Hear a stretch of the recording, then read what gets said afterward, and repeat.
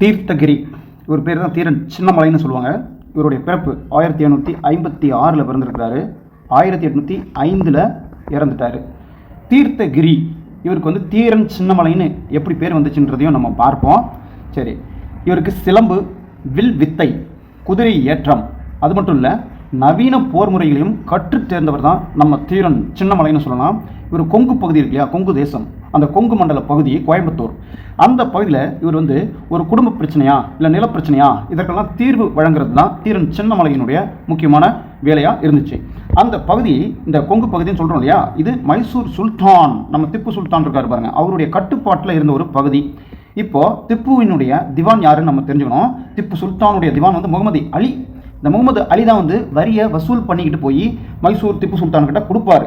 இங்கே ஒரு நிகழ்வு இருக்குது. இந்த முகமது அலி வரி பணத்தை வசூல் பண்ணிக்கிட்டு போகிறாரு திப்பு சுல்தானை பார்க்க.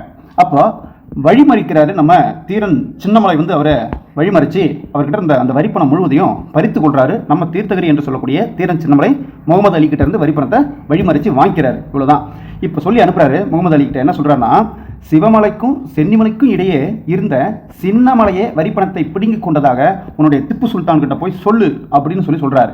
இதற்கு பிறகுதான் இந்த சின்னமலையாக இருந்தவர் தீரன் சின்னமலைன்னு சொல்லி அழைக்கப்படுறாரு. இந்த வீரத்தினால தான் இவர் தீரன் சின்னமலைன்னு சொல்லி அழைக்கப்படுறாருன்னு சொல்கிறாங்க.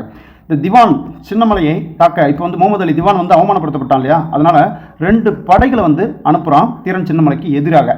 இந்த படை வந்து நொய்யல் ஆற்றங்கரையில் தீரன் சின்னமலைக்கு எதிராக வந்து சண்டையும் போடுது. சரி, இதில் வந்து சின்னமலை தான் வெற்றியும் பெறுறார். தீரன் சின்னமலை தான் வெற்றி பெறுறார். இப்போது திப்பு சுல்தான் அந்த 4ஆம் மைசூர் போரின் முடிவில் 1899 திப்பு இறந்துறார். அதுக்கு பிறகுதான் தீரன் சின்னமலை வந்து கோட்டையை கட்ட ஆரம்பித்தார். அது எந்த இடம்னு கேட்டால் ஓடா நிலைங்கிற இடத்துல கோட்டையை கட்டினார். அந்த கோட்டையில் இருந்துக்கிட்டு ஆங்கிலேயரை எதிர்த்தார் தீரன் சின்னமலை. இவருக்கு கொரில்லா போர் முறை ரொம்ப தெரியும். யாருக்கு? தீரன் சின்னமலைக்கு கொரில்லா போர் முறை தெரியும். இறுதியாக ஆங்கிலேயர் கூட சண்டை போட்ட அந்த தீரன் சின்னமலை கடைசியாக தோல்வி அடைந்துட்டார். ஆங்கிலேயர் ஜெயிச்சிட்டாங்க. இதனால் அவருடைய சகோதரர்கள், யார்? தீரன் சின்னமலையினுடைய சகோதரர்களையும் கைது செய்கிறாங்க.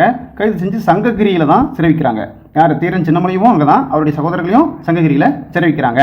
ஆங்கிலேயர் ஆட்சிக்கு ஏற்க மறுக்கிறாரு நம்ம தீரன் சின்னமலை. இதனால் 1805 ஜூலை 31 அன்னைக்கு சங்ககிரி கோட்டையிலே உச்சியில் தூக்கிலிடப்பட்டார் தீரன் சின்னமலை.